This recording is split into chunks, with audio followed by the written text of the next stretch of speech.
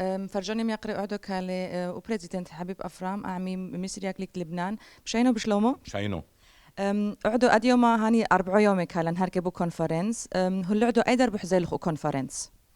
It is very good that in the 100 years we are all over the world commemorating Sayfo. This is an academic conference here at Berlin at the Freie University. The good thing is that we have a number, approximately 100 academic that are specialists on Sayfo, what is happening from all different aspects of Sayfo, political, what happened to village by village, what happened, what was the role of the Germans, what was the role of the Turks, what was the role of the Kurds, what kind of social life we had at that time, our people, what did they suffer, the orphanages and everything. So it's a global approach to what happened in Sayfo, and it is coming from academic people that went into archives all over the world, from governments, from military places, from the Vatican, from the churches, to give light for us, the descendants of Sayfo, to know exactly what happened. منكم اسم بلبنان بيسبدو سيفو من حفيتوثكم اسم.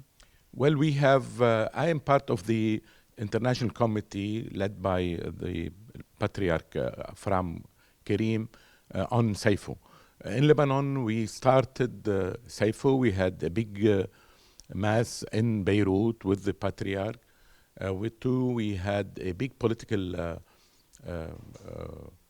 gathering with the Tashnak party, the Armenians, and with the Maronites. So it was 3 speakers, myself and the member of parliament of the Armenian Tashnak, and the president of the what we call in Beirut the Free Patriotic Movement of Michel Aoun. So we had a big event, political, and we spoke on Sayfo. What I have to tell our audience and our people, 19th of October, we are having a inauguration for a big statue in Lebanon, in Jdeidi, and under the auspice of our Patriarch, our Syriac Orthodox Patriarch. It will be a big event. We are publishing a book. We have testimonies of around 30 to 35 writers, thinkers, and politicians from Lebanon and the Arab world. This will be published by the Syriac League. And this is mostly what we have been doing in Lebanon. We have been always, for the last maybe 20 years, doing one event on every 24th of April on Sayfo, but this year it was a special year and we had many events to commemorate this so that it would not be repeated. This is the main, we take the political side of the issue, asking Turkey to not to deny, to try to approach this issue as a reconciliation with us, with our people. She has to admit and she has to reconcile with our people. من كيبه وعم نسريو أثرويو كالدويو من كيبه هش شويم بيسبدو سيفو قنا أثراوثو حرينه هش مقبلي وسيفو تسين بيشاتو دنا الفوتش عمو حمش حصر. Yes, the problem now is that we are facing a new Sayfo. What is happening to our people in Mosul, in Nineveh Plains, in Qamishli, in Raqqa, in Khabur, as if Sayfo is repeating itself. And the worst part of it is that it is backed by the same Ottoman mentality. The role of the Turks is very negative in eradicating our people from our Athra, from our homeland. Unfortunately, we don't see the states in Iraq or Syria trying to defend its own people, all the people and us among them. The Muslim and the Arab world are not playing the role in defeating ISIS or Daesh or all the other Islamists.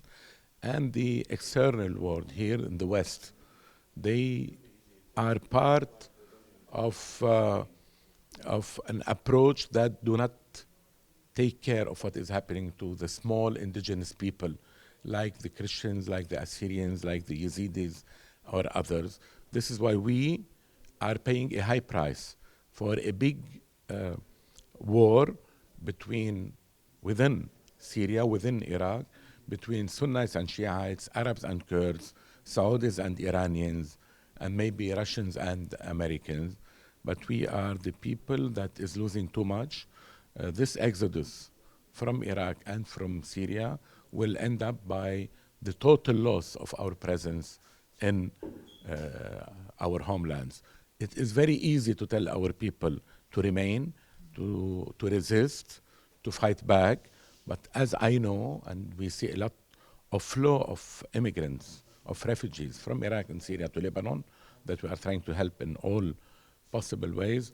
The problem is not speaking with these people. How can we assure for them a safer place for the future? They do not see light at the end of the tunnel in the Middle East, and this is very bad. I think we are at a turning point in history. This is why we need unity from all our political parties, from all our churches, to see how we can help our people remain where they are. Because in our belief, if we lose our presence in Syria and Iraq, all our glory as Assyrians, as Syriacs, as Aramaics, or as Chaldeans, whatever we call ourselves, we will mean nothing in the West. What is the meaning of our presence in Chicago or in Sodertalia or in Germany if we don't have no one to speak about us in Ninawa Plains, in Khabur, in Lebanon, in Turabdin, or in Urmia? Our glory is in our land, and this is a cry that we are at the end of our presence. We cannot continue like this. We need to think differently, and we need to act differently. Because the way we are doing things, the way ISIS and these Islamists are attacking us, will lead no way except for the exodus of our people. We need to think differently, and we need to cry and shout. We cannot die silently in that part of the world. Kaudi Sagi, Katalballokhia Mobasimo. Taudi to Assyria TV.